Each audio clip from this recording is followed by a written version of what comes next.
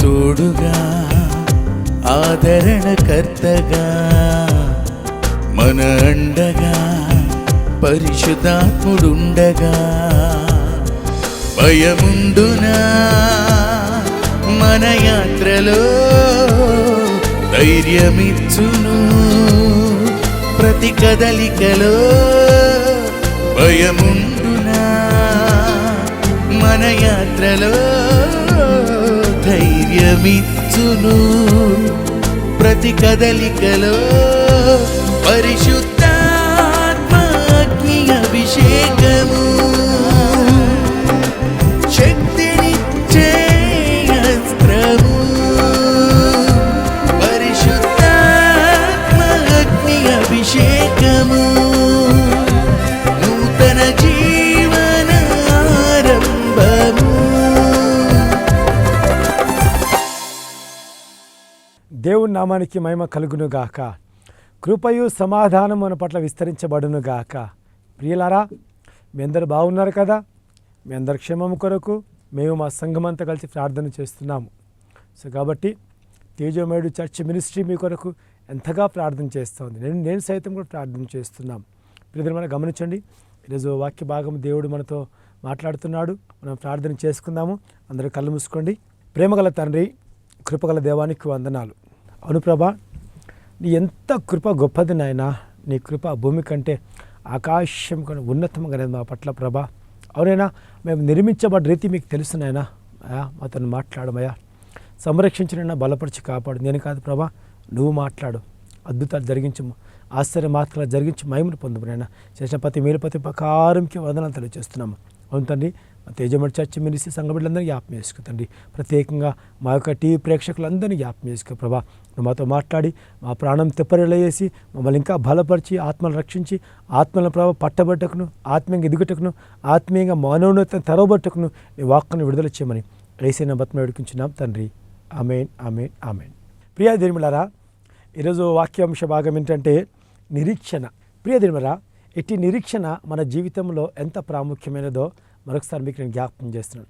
నిరీక్షణ అంటే ఏమిటి దేవులారా? ఇక్కడ వాక్యం సెలవిస్తుంది. ఇక్కడ కీర్తనలో 42వ అధ్యాయము 11వ వచనమును చూడండి. అక్కడ, నా ప్రాణమా నీవేలా కృంగి ఉన్నావు, నాలో నీవేలా తొందరపడుచున్నావు, దేవుని యందు నిరీక్షణ ఉంచుము, ఆయన రక్షణకర్త, నా దేవుడైన ఇంకను నేను ఆయన స్తుతించెదను. హల్లెలూయా.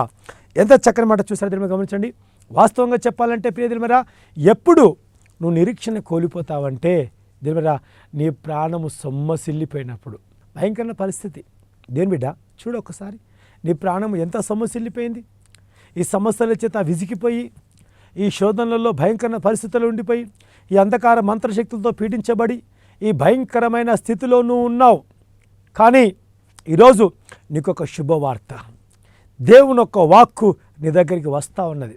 నీ ప్రాణము తెప్పరిల్ల చేయటకే, నీ ప్రాణము బలపరచుటకే, నీ ప్రాణము కాపాడబోట కొరకే, నీ ప్రాణము వర్ధిల్లుట కొరకే, నీ ప్రాణమును దేవుడు మరి ఉన్నతంగా బలపరచుట కొరకే దేవుని యొక్క వాక్కు విడుదలవుతున్నది.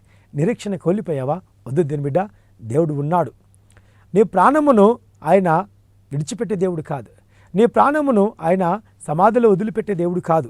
నిజంగా నీ కొన్ని పరిస్థితులు చూసినప్పుడు సాతాను ఏం చేస్తూ ఉంటుందంటే అనేక పరిస్థితులను నీ ముందు చుట్టుముడుతూ ఉంటుంది. చుట్టుముట్టినప్పుడు అనేకమైన సమస్యలు తెచ్చినప్పుడు ఏం జరుగుతుందంటే నీ ప్రాణము నీలో తొందరపడుతూ ఉంటుంది. అవును, పిచ్చి పిచ్చి కలలు పడ్డప్పుడు నీ యొక్క ప్రాణము సొమ్మసిల్లిపోతూ ఉంటుంది. అవును, ఏదైనా వినరాని మాట విన్నప్పుడు నీ ప్రాణము సొమ్మసిల్లిపోతూ ఉంటుంది. ఏది చూడరానిది చూడినప్పుడు నీ ప్రాణము సొమ్మసిల్లిపోతూ ఉంటుంది.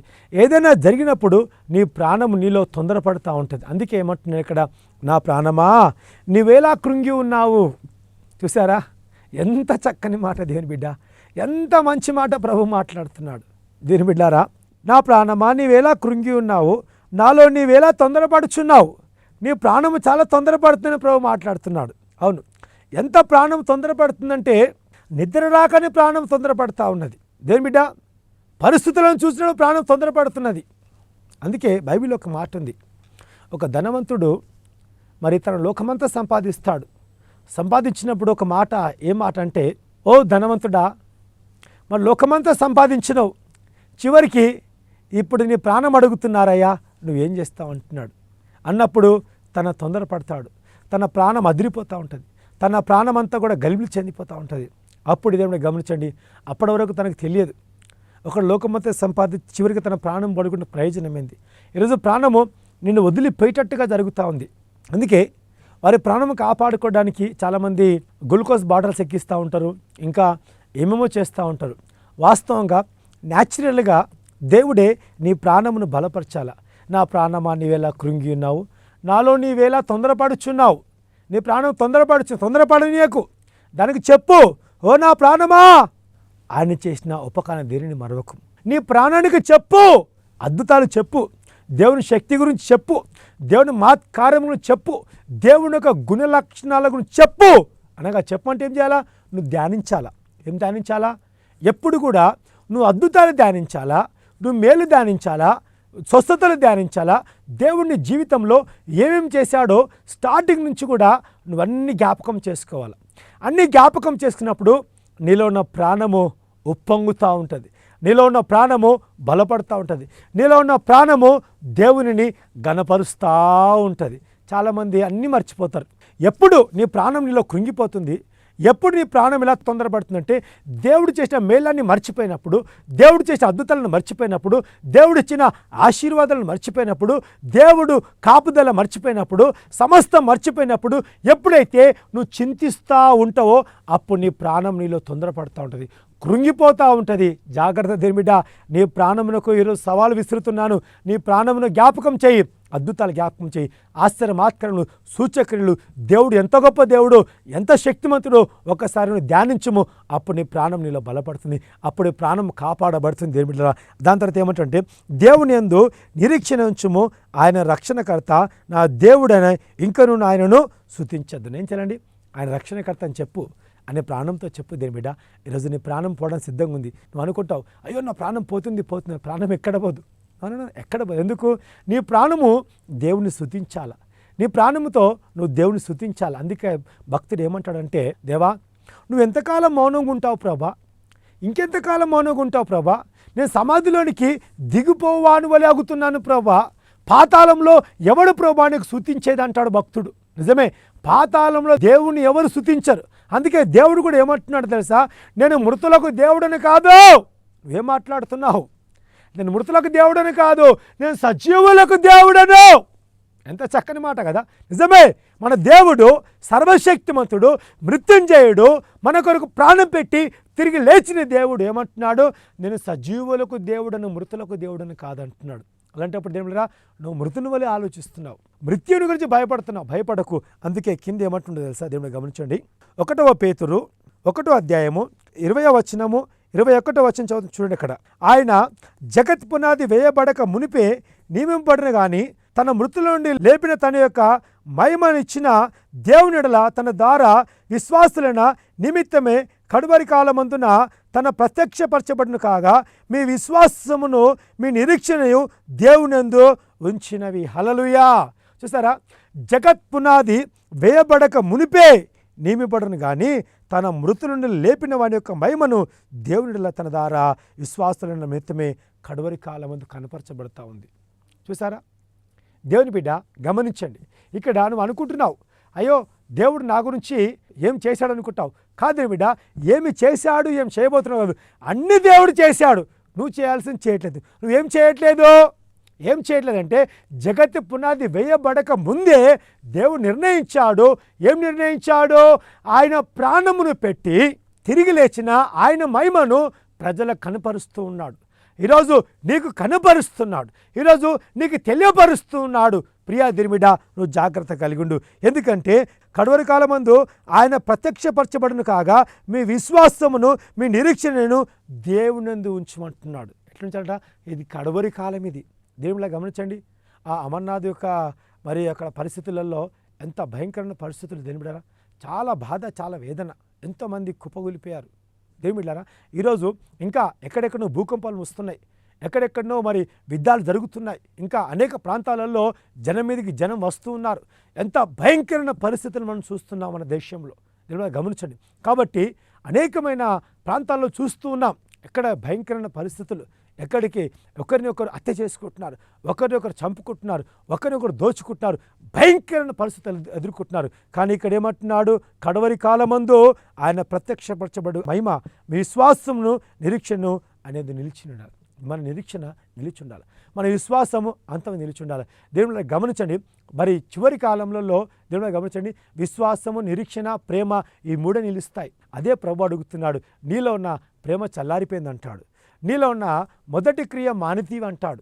దేవుడా, నీకున్న శక్తి కొంచెం నాకు తెలుసు, అయినప్పటికీ నువ్వు మొదటి క్రియ మానితీవి అంటాడు. ఇది మొదలు జాగ్రత్తగా నీ విశ్వాసము, నిరీక్షణ ఆ దేవుని యందు ఉంచుమని బైబిల్ కింద చక్కగా సెలవిస్తుంది. అదే రీతిగా చూసుకుందాము. 1 పేతురు 1 అధ్యాయము 13వ వచనంలో ఎంత చక్కని మాట వచ్చింది అక్కడ. కాబట్టి మీ మనస్సు ఆయన నడుము కట్టుకొని నిబ్బరమైన బుద్ధి గలవారై యేసుక్రీస్తు యొక్క ప్రత్యక్షమైనప్పుడు మీకు కనబడు కృపయు సంపూర్ణతయు నిరీక్షణయు కలిగి ఉండుడి. హల్లెలూయా!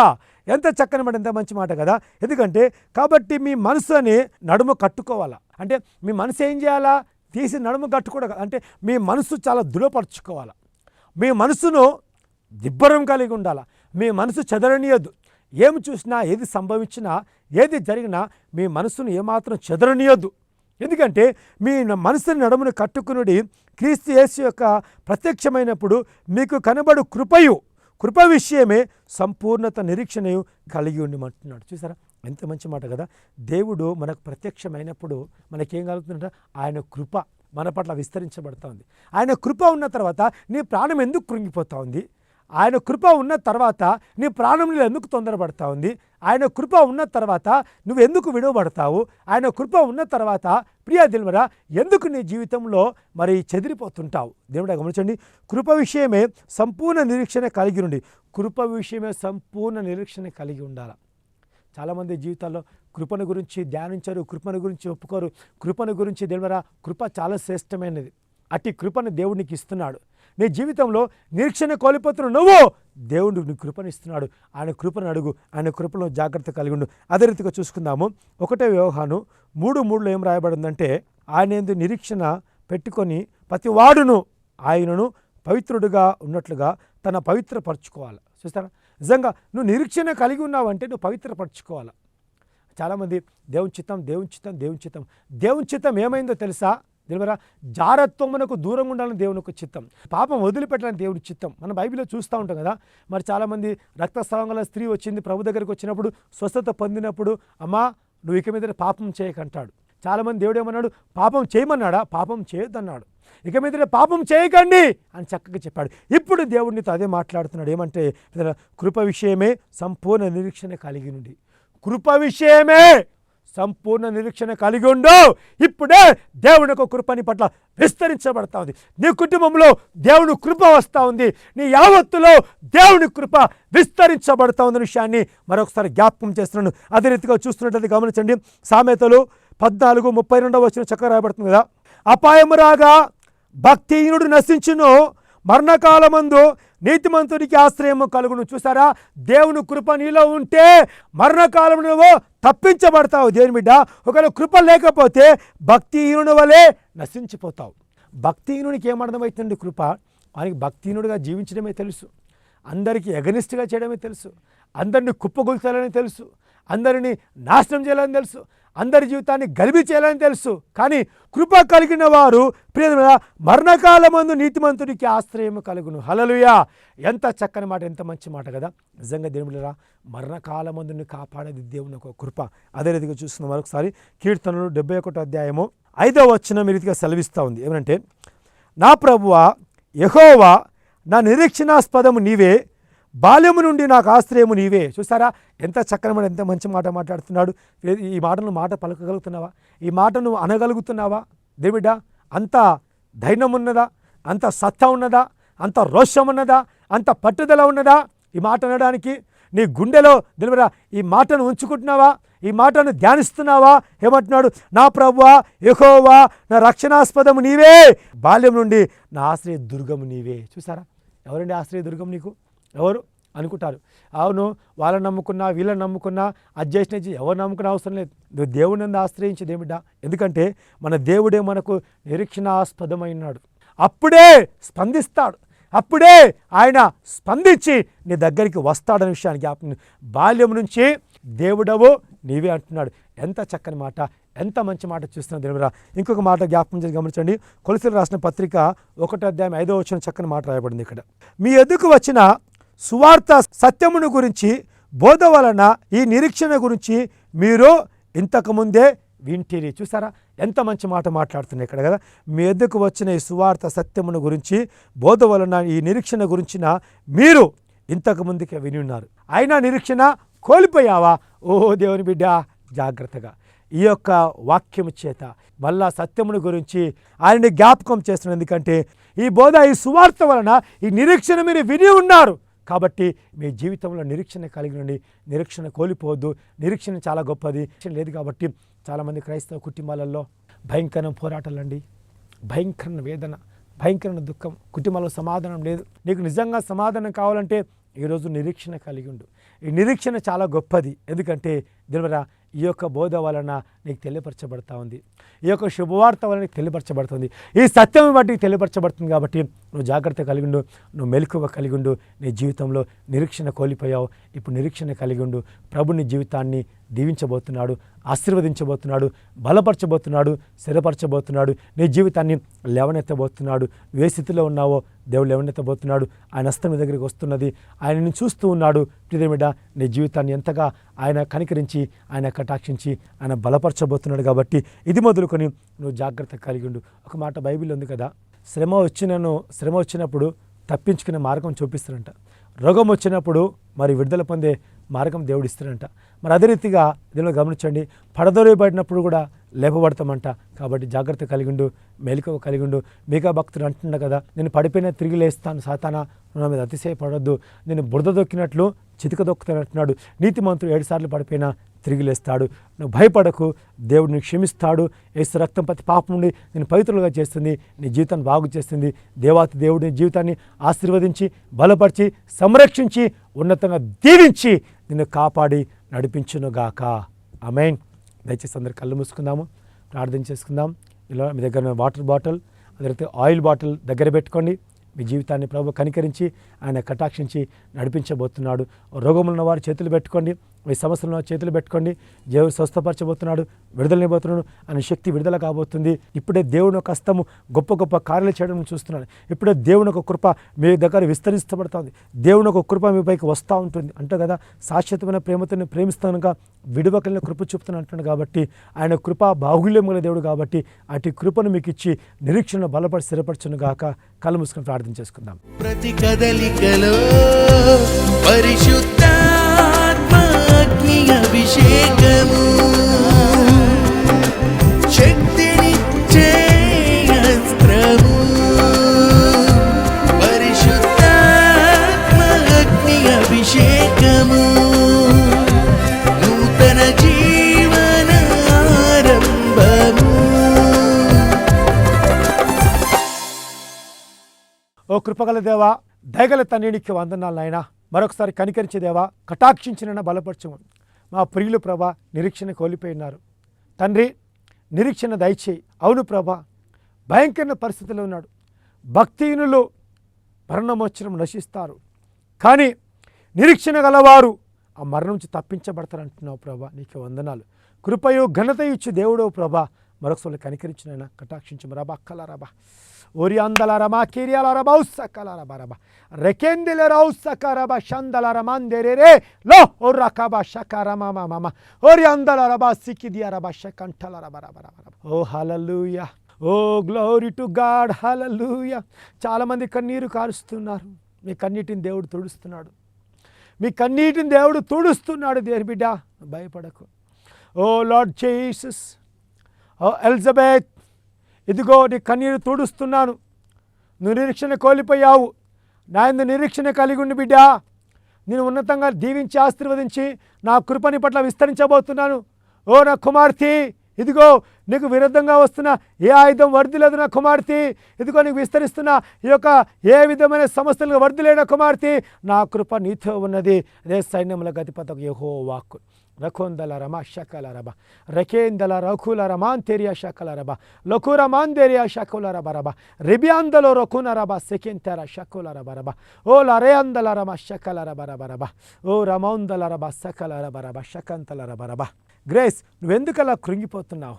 ఎందుకు నీకు నిద్ర లేక అంతగాను చింతిస్తున్నావు? నా బిడ్డ, ఇదిగో చింతించకు, చింత యావత్తు నా మీద వేయి బిడ్డ. నేను నీ పక్షంగా ఉన్నాను కదా బిడ్డ. ఇదిగో నువ్వు భయపడకు. విరోధన అపవాది గర్జి సింహలే ఎవరిని మింగుతున్నా వెతుకుతాను తిరుగుతున్నాడు బిడ్డ. గ్రేస్, ఇదిగో నా కృప నీకు తోడుగా ఉన్నది. నువ్వు భయంకర శోధనలో ఉన్నావు. నువ్వు భయపడకు. నీ శోధనలను తీసివేస్తున్నాను. నీ శోధనలని, నీ బాధ తీసివేస్తున్నాను. అవును, నీకెంతో గాయం ఉన్నది. ఆ గాయం నేను మాన్పుతున్నాను బిడ్డ.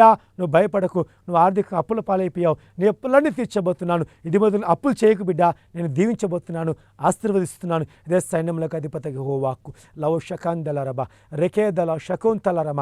ఏ దినకరన్, ఓ నా కుమారుడా దినకరన్, ఇదిగో నీ జీవితం పట్ల నేను ఒక ఆలోచన కలిగి ఉన్నాను. ఒక మంచి ప్రణాళికను, ఒక ఉద్దేశాన్ని కలిగి ఉన్నాను. నా కుమారుడా, నిన్ను ప్రవక్త పిలుపుతో పిలిచి ఉన్నాను. ఇదిగో నిన్ను ఉన్నతంగా వాడుకోబోతున్నాను. అనేక జనములకు, నిన్ను విశ్వాసులకు తండ్రిగా నిన్ను చేయబోతున్నాను. ఆశీర్వాదములకు వారసు నిలబెట్టబోతున్నాను. నీలో ఉన్న ఆశీర్వాదాలు బయలుదేరుతున్నాయి నా కుమారుడా. నువ్వు ఎవరిని ఆశీర్వదిస్తే వారు ఆశీర్వదించబడతారు నా కుమారుడా. ఎవరి పట్ల నువ్వు మేలు పలుకుతే అది మేలు జరుగుతుంది నా కుమారుడా. నీ నోట వాక్కు నుంచున్నాను. ఇదిగో నీకు ప్రవచన వరం ఇచ్చినాను కుమారుడా. ఇది మొదలుకొని నా ఆత్మ నీకు తోడుగా ఉన్నది. నీ నోట నా వాక్కు నుంచున్నాను. భయపడకను కుమారుడా. నా కృప నీకు తోడైనది. నా కృప, నా హస్తం నీకు తోడుగా ఉన్నది. భయపడక కుమారుడా. దేశ సైన్యములకు అధిపతి యెహోవాకు లమ షకందలరి లకుంతలరమ రియాతులరమ సికింతలరబ సొకులరమ కియలరబ షకంతలరబ ఓ యందల రేహందలరబ రబ రబ. ఓ నా కుమారుడా జాన్, యౌవన ప్రాయంలో ఉన్నావు, వివాహం కాలేదు. నువ్వు భయపడకు నా కుమారుడా. తగిన కాల వివాహం జరగబోతుంది. నువ్వు అనవసరం శోధనలు ఉంటున్నావు. ఆ శోధన నుంచి ప్రభుని విడిపించబోతున్నాడు. నువ్వు తొందరపడకు నా కుమారుడా. వివాహ విషయంలో తొందరపడకు. నిర్ణయ కాలమున నేను సమస్తం జరిగించబోతున్నాను. నా కృపను ఘనతనికి ఇవ్వబోతున్నాను కుమారుడా. వివాహ విషయంలో ఆధారపడకు. నువ్వు తొందరపడకు. దేని మీద నువ్వు కనిపెట్టు నా కుమారుడా. నువ్వు కనిపెట్టు. ఇదిగో నీకు ప్రత్యక్షమై నీతో మాట్లాడబోతున్నాను. నీ జీవితాన్ని బాగు చేయబోతున్నాను. ఇదిగో ఏ లోకమాల్యం అంటకుండా, ఏ పాప శాపం అంటకుండా నువ్వు జాగ్రత్త కలిగి ఉన్న కుమారుడా. ఇదిగో నా కృప, నా సన్నిధి, ఇదిగో నీలో ఉన్న బలమైన అభిషేకం నీలో ఉంచుతున్నాను. బలమైన శక్తి నీలో ఉంచుతున్నాను. ఇదే సైన్యములకు అధిపతి యెహోవాకు ఓ రమా షకందల రమ లెకీదియా రౌఖున మామ లెహెందలౌ సకుర బాబా ఓ లా రమాందిరియల రబరబ సుకుర మాందిరియా షకీతల రబరబరబ ఓ లా రమాందిరియల రబ. ఓ రాణి, ఓ బిడ్డ, ఇగో నా వైపు చూడు నాకు బిడ్డ. ఇదిగో చూడు, నీ ఉద్యోగంలో భయంకర శ్రమ అనుభవిస్తున్నావు. దేవుడు నిన్ను ఎంతగా నేను దీవించి ఎంతగా ఆశీర్వదించున్నాడు. ఓ నా కుమార్తె, నీ ఉద్యోగంలో శోధనలు తీసేస్తున్నాను. నీకు వస్తున్న శోధనలు నేను తొలగిస్తున్నాను. నీ మీదకి వస్తున్న నిందలను కొట్టివేస్తున్నాను. నీలో నేనున్నాను. లోకములో ఉన్నవాని కంటే నీలో ఉన్నవాడు గొప్పవాడు. మర్చిపోకు కుమార్తె. సత్యం నేను స్వతంత్రులుగా చేస్తున్నది. నువ్వు భయపడకు. నీ కుటుంబంలో నీ భర్త చేత, నీ కుమారుని చేత ఎంతో వేదన ఉంది, ఎంతో బాధ ఉన్నది, ఎంతో దుఃఖం ఉన్నది బిడ్డ. నువ్వు భయపడకు. ఇదిగో నీ ఇంటికి నేను ప్రధాన కాపరిగా నడిపించబోతున్నాను. నువ్వు భయపడకు. నేను దీవించి నేను ఆశీర్వదించబోతున్నాను. నీ జీవితాన్ని నా రెక్కల కింద భద్రపరచబోతున్నాను కుమార్తె. దే సైన్యములకు అధిపతి యెహోవాకు లమౌ షకందలరి లెకేల రబరబ హెడ్వార్డ్ ఇగో నీ జీవితాన్ని దీవించబోతున్నాను కుమారుడా. హెడ్వార్డ్ ఇగో మనుషుల పట్ల జాలరిగా నేను నిలబెట్టబోతున్నాను. నీకు స్వస్థపరిచే వరములు ఇచ్చున్నాను. ఇదిగో కోత విస్తారంగా ఉంది. పనివారు కొద్దువై ఉన్నారు. తిరిగి లెగు కుమారుడా. నువ్వు పడిపోయిన స్థితి నుంచి తిరిగి లెగు. ఇదిగో నీ జీవితాన్ని ఇప్పుడే కనికరించి నేను కటాక్షించి నేను బలపరచబోతున్నాను. ఇదిగో నీ విశ్వాసం కర్తయు సైన్యములకు అధిపతి యెహోవా మాట్లాడుతున్నాడు. నీ విశ్వాసం కర్తగా ఉంటున్నాను. నీ విశ్వాసం బలపరచబోతున్నాను. విశ్వాసం అభివృద్ధి చేయబోతున్నాను. నీ విశ్వాసం యొక్క సరిహద్దులు విశాలపరచబోతున్నాను కుమారుడా. ఓ రమా షకందల రమ లెకియరబ సకలరబరబ లొకురాందెలియర షకలరమ రహోందిరియలరమ కిరియబ సకలరబరబ ఓ లమౌ షకంతలరబ. తండ్రి బిడ్డను అభిషేకించి ఆశ్రయించు. సైన్యంలో అధిపతి యెహోవాకు ఓ దేవాబిడ్డను అభిషేకించు ప్రభా. ప్రేక్షకులందరినీ దీవించి ఆశీర్వదించుము.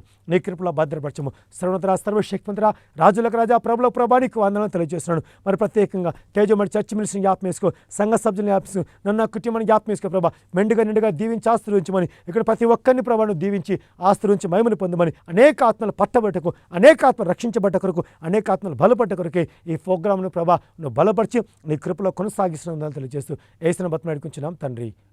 ఆమేన్. దేవుని నామానికి మహిమ కలుగును గాక. ప్రియదేవరా, మీ అందరూ కూడా ఎంతోమంది కాల్ చేస్తున్నారు. చాలా సంతోషం, చాలా ఆనందము. ఈ ప్రోగ్రాం కొనసాగాలంటే భారభరితమైనది. ఇంకా రాబోయే దినాలలో ఇంకా ప్రతిరోజు కూడా ఈ ప్రోగ్రాం తీసుకెళ్లాలని ఆశపడుతున్నాము.